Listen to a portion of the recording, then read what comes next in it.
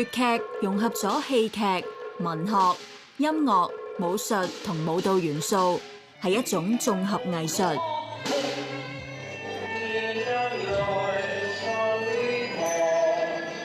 粵劇嘅魅力超越語言界限，外籍人士都為之着迷。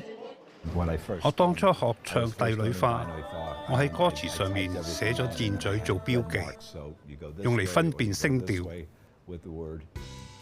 佢話自己冇語言天才啫，我覺得佢其實係有嘅。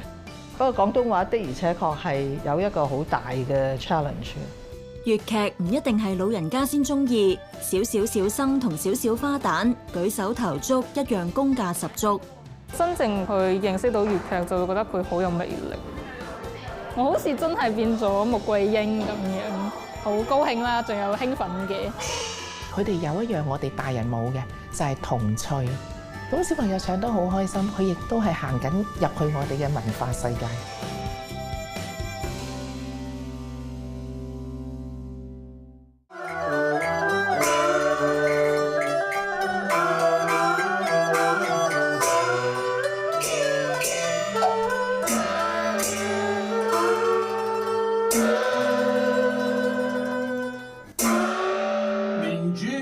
難火映花王。許志群同外籍丈夫盧禮奧正為演出加緊彩排。不須是淚，本身憑實在。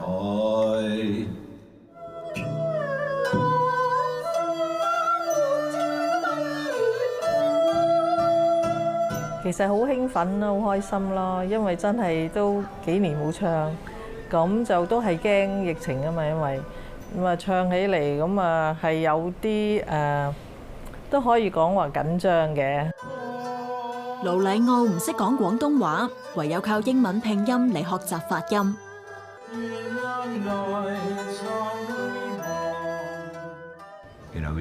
廣東話有時讀音相似，但聲調唔同，意思就會唔同，外國人好難分辨。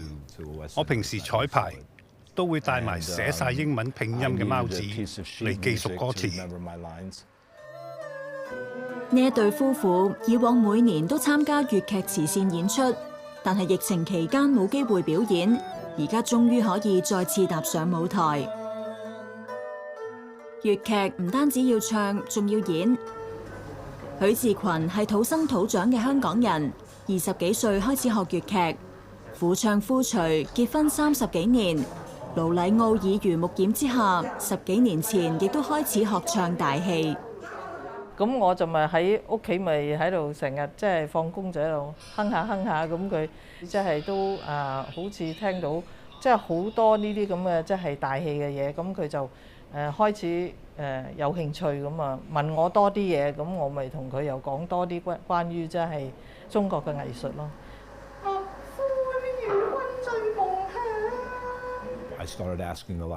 我對粵劇越嚟越有興趣。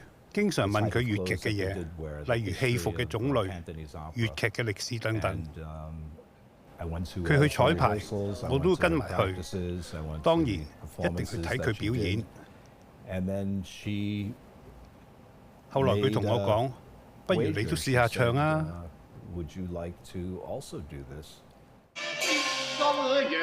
粵劇喺2009年獲聯合國教科文組織列入人類非物質文化遺產名錄。呢一種傳統戲曲講究唱腔、身段做手、念白以及係武打動作，即係唱、做、念、打4種基本功。想學好佢，就要請師傅指點一下。尹家星係佢哋以前嘅粵劇導師。佢都有份鼓勵盧禮奧踏上粵劇舞台。Cynthia 就喺度 practice， 咁阿 Lau 喺隔離咧喺度跟住佢，即係哼個 melody。咁我就好奇怪啊！我話：咦，你好有興趣啊？佢話係啊。我話：不如下次你喺我節目唱翻首啦咁啊。咁佢話：我唔唱咁啊。咁我好失望啊當時咁啊。點解知佢最後話：我唔唱，我要演，即係要做動作，着埋戲服咁去演出。尹家星大讚徒弟肯下苦功，越唱越好，更加欣賞佢對粵劇嘅熱情。初梗係唔係咁好啦，係咪第一次？咁但係咧，佢好勤力，好勤力，咁就成日練習咯。演出嘅大日子終於嚟到，出場之前當然要化妝。盧麗奧為咗記熟歌詞，平時一得閒就會聽粵曲，聽熟咗就會唱得好。我揸車嘅時候，全程都播住《帝女花》，聽完又聽。對熟悉粵劇嘅人嚟講，《帝女花》係經典劇目。我演唱嗰陣，觀眾都會喺心入邊跟住唱，佢哋好熟呢嘅歌詞，知道我唱得啱唔啱。不過我有時都會搞錯啲嘢嘅。對盧麗奧嚟講，用廣東話唱大戲真係好唔容易，太太都花咗唔少心機教佢點樣咬字。譬如話明珠萬火映花黃，因為咧個明字咧，佢就講個命字。我話撈啊嘅，真係好沉嘅音。佢話咁即係咩啫？咁樣咁，終於我就話明，咁即係咁樣喺度即係示範。咁佢就開始知啦。即係因為佢話啊，咁佢咧就會即係讀嘅時候咧，佢自己就會識啦。明珠咁，即係呢個呢個就係即係我哋即係從中即係點樣學習咯。盧麗奧好享受上台表演。最大嘅滿足感就係得到台下觀眾嘅掌聲。每次表演嘅門票全部都賣晒，場上都座無虛席。觀眾對於有外國人唱大戲好受落，佢哋有時喺度笑。最初有啲唔開心，我問太太點解，佢話其實唔係笑緊我，而係因為聽得好開心，見到台上有外國人，覺得好特別。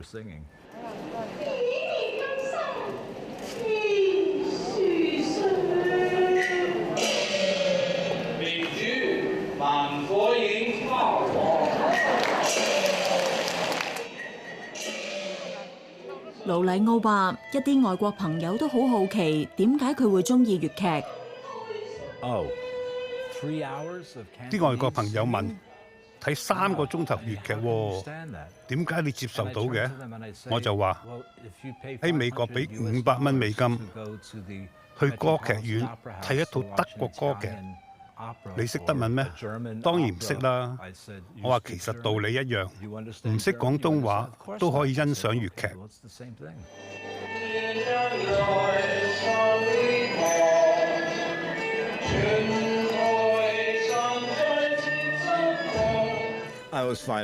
我覺得觀眾好熱情，好享受我哋嘅演出。表演完咗，佢哋會嚟到台前影相。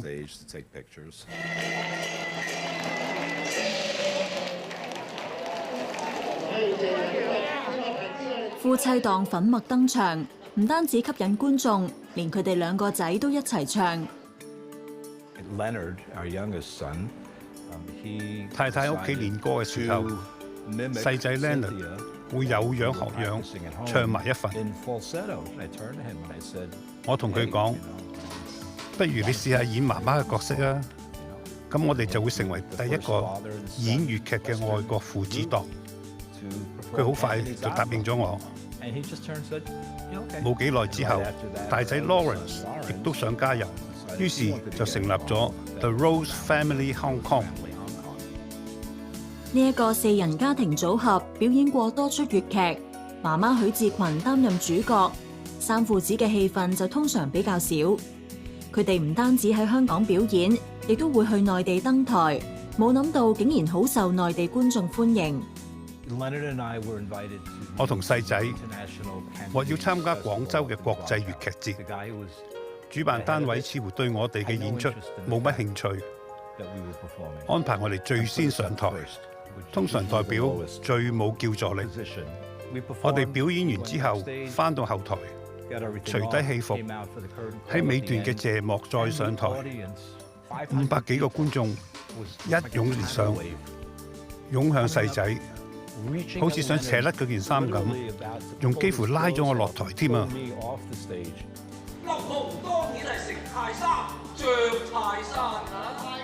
盧麗奧去過好多場地表演，但係有一個充滿香港情懷嘅舞台，佢最想踏足就係戲棚。如果你喺條街見到一架1957年嘅老爺車駛過，你都想坐下呢架車。對我嚟講，戲棚係與別不同。呢一個願望喺2014年實現，係佢唯一一次喺戲棚演出。當時我喺美國出差，太太打電話俾我，問我有冇興趣一齊表演。我話唔得啊，仲開緊會，要留多幾日。幾分鐘後，佢再打電話俾我，話呢次演出係喺戲棚。我話我會提早2日做晒啲嘢，之後即刻飛返嚟香港。佢哋希望有更多演出機會，傳承粵劇藝術。我哋個家庭嘅成員，即係大家一齊咁嚟到去做咧，就係樂趣。嗰啲遊客咧就會可以嚟睇，咁啊等佢哋咧就可以都增加啲興趣咁樣。粵劇對香港好重要，係本地歷史同文化嘅重要一環。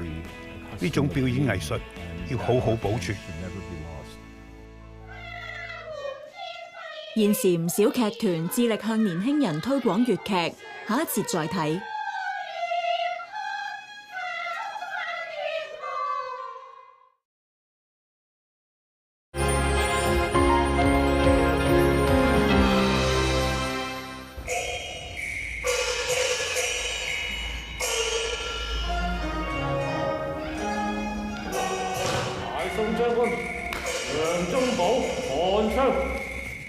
我未真正學粵劇之前，我都係咁樣諗啦，就會覺得好似粵劇呢啲嘢應該係老人家先會睇嘅，老人家先會聽㗎啦。但係其實如果真正嘅去認識到粵劇，就會覺得佢好有魅力。粵劇佢係一個好獨特嘅藝術。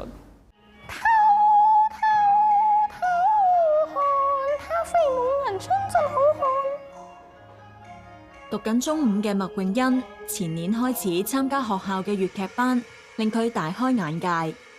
大家一開始真係想過嚟玩下，但係後尾可能發現要練功啊，又要好長時間嘅訓練啊，咁有啲人就係退出咗。一圈一圈，跟住綁死，係啦啊，跟住呢度先至轉身，係啦。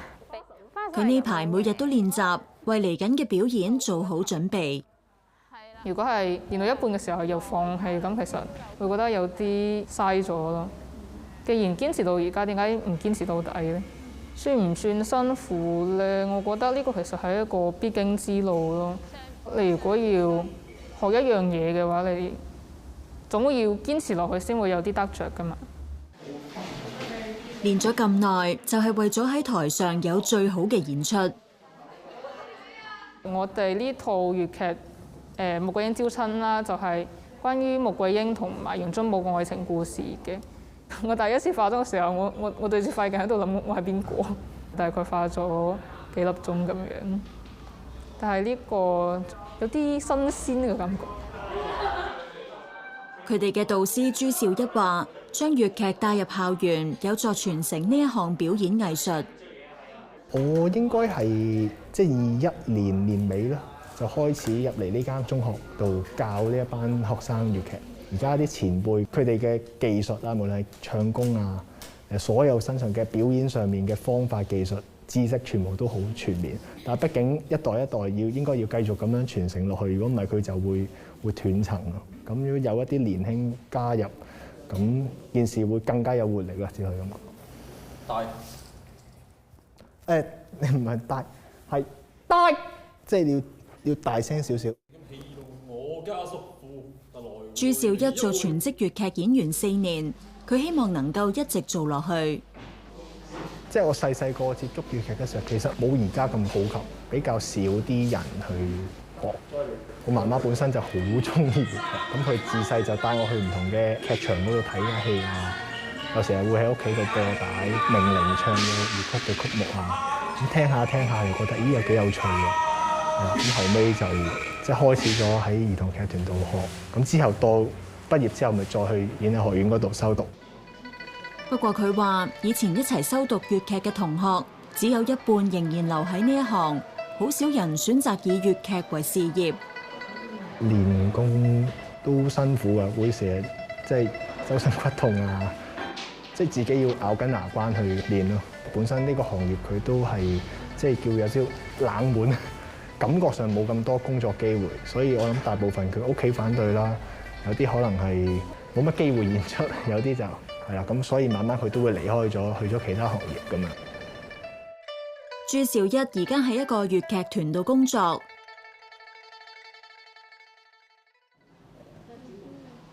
劇團嘅行政經理何影儀話：唔少新血為粵劇注入新元素，粵劇唔再係老派藝術。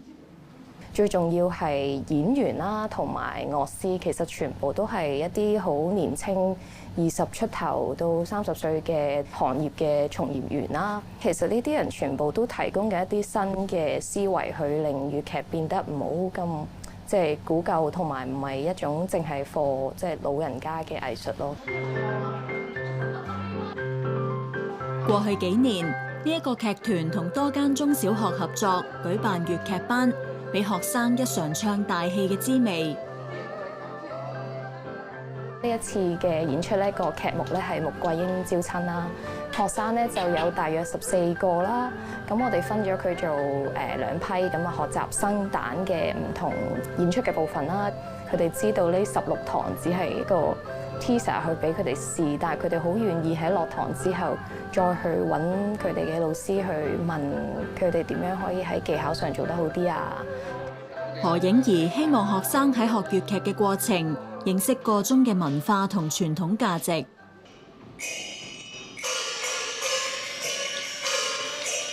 透過粵劇嘅學習啦，其實我哋好多嘅文本咧都同傳統價值裏邊講嘅4德好有關啦。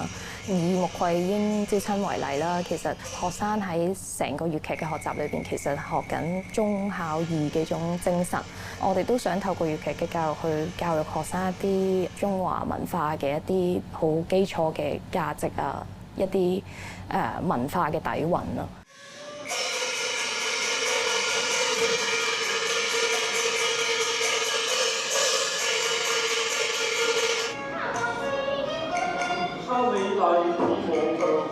我好似真係變咗穆桂英咁樣，好高興啦，仲有興奮嘅。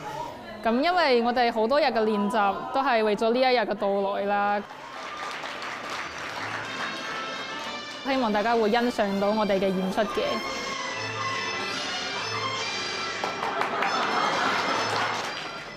而家嘅學生有更多機會學唱大戲，但係以前想接觸粵劇並唔係咁容易。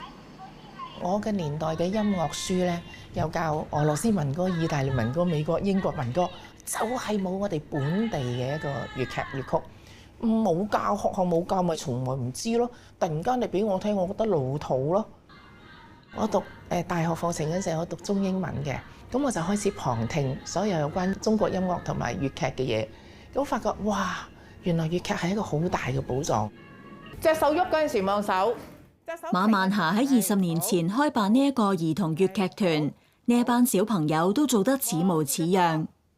對於小朋友嚟講好簡單，一靚，二好玩。我最驚你唔出聲，我最驚你唔肯喐。所以小朋友嘅真性情咧，係全部可以展現喺度。頭飾靚啦，服飾靚啦，咁呢個係一個外在我哋睇到嘅靚。另外仲有一個內在啊，就係一個優雅嘅儀態。